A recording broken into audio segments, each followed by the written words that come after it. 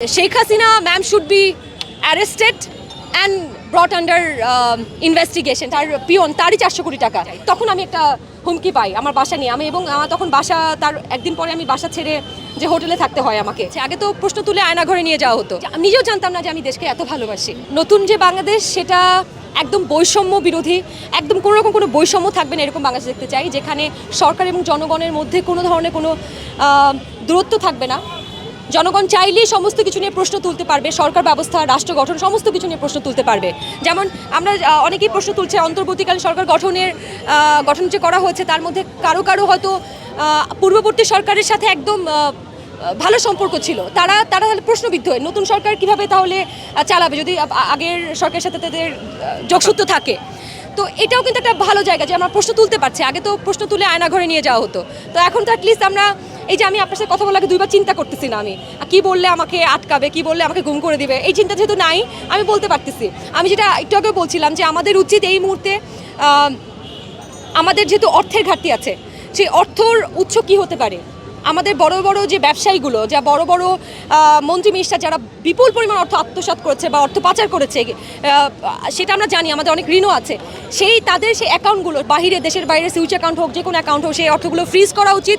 Fridge করে সেই টাকাগুলো দেশের মানুষের উন্নয়নের কাছে ব্যবহার করা উচিত। এবং Sheikh Hasina ma'am should be arrested and brought under investigation, যেটা আমি একটা পোস্টও করেছি। কারণ সেই হয়তো অনেক ইনফরমেশন আমাদেরকে দিতে পারবে এখন, কারণ সে বলেছে তার যে বাসায় কাজ করতেন তার পিয়ন তারই 400 কোটি টাকা।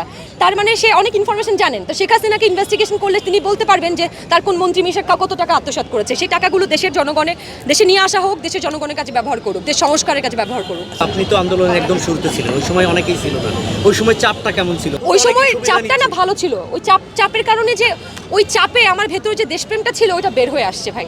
মানে লিটালি আমি নিজেও জানতাম না যে আমি দেশকে এত ভালোবাসি। এটা আমি ওই ঘটনার পরে বুঝতে পারছি। থ্যাঙ্কস টু কোটা আন্দোলন, থ্যাঙ্কস টু আমার ছোটো ভাই ব্রাদার, আমার আপন ভাই।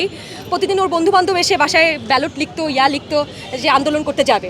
15 তারিখের আগেও আমি তো বুঝতে পারিনি। ওরা দেখলাম যে কোটা আন্দোলন করছে, যে ইউনিভার্সিটি ঝামেলা চলছে, কিন্তু 15 তারিখে যখন আক্রমণ করলো স্টুডেন্টদের উপর ছাত্রলীগ, তখন আমি বুঝলাম যে no, it's going really very deep. এটা নিয়ে কথা বলার সময় এসছে। তখন আমি ফার্স্ট স্ট্যাটাসটা দিলাম। এরপরে ঠিক আছে, এই স্ট্যাটাসগুলো চলতেছিল, কিন্তু যখন 17 তারিখে হল বন্ধ করে দিল, তখন আমি একটা স্ট্যাটাস দিয়েছিলাম যে আমি 30 জন স্টুডেন্টকে বাসায় স্থান দিতে চাই। তখন আমি একটা হুমকি পাই আমার বাসা নিয়ে। আমি এবং তখন বাসা তার একদিন পরে আমি বাসা ছেড়ে যে হোটেলে থাকতে হয় আমাকে, কারণ আমার বাসা ওয়াজ নট সেফ। অনেকে আমার বাসা চিনতো।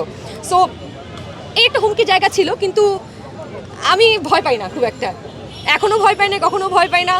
সো এটা আমার জন্য খুব একটা সমস্যা হয়নি। আগে আমি শেখ হাসিনা এই শব্দটা বলে তার সাথে যদি একটা নেগেটিভ কোনো একটা বিশেষণ যুক্ত করতাম, সেটা নিয়ে আমরা ভয় পেতাম।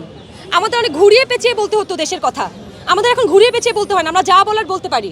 এটাই আমি চাই যে এর পরবর্তী যে সরকার আসবে সেখানের জন্য এই ব্যবস্থাটা থাকে। আমরা যাতে ন্যায়কে ন্যায় বলতে পারি, অন্যায়কে অন্যায় বলতে পারি, এটাই আমার চাওয়া।